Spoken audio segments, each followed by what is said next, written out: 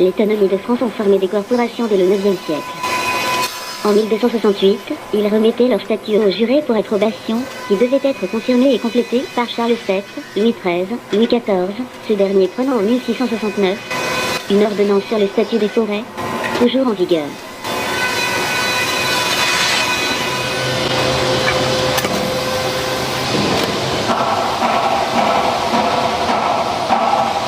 Le métier de tonnelier est très technique.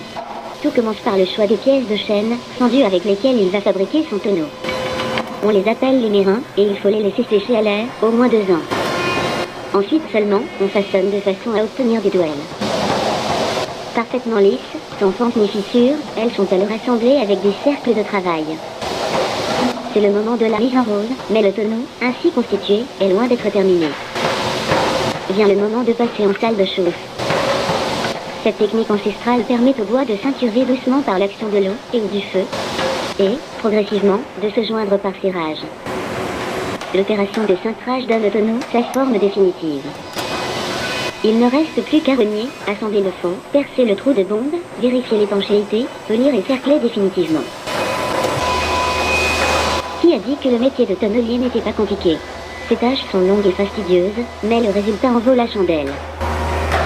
Il doit réaliser une à une toutes les étapes techniques nécessaires à la fabrication du tonneau. Créé par les processus de cuisson du bois des arômes particuliers, développer ces arômes pour qu'ils s'accordent ensuite avec les vins qu'ils contiendront.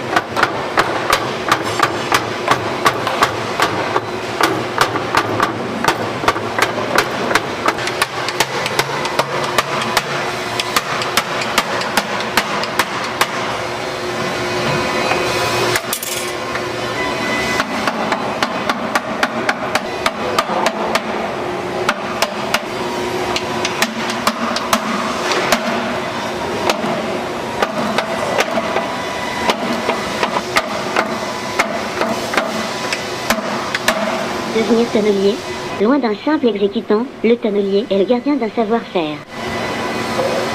On en parle peu, mais son travail est loin d'être étranger aux nuances aromatiques du vin.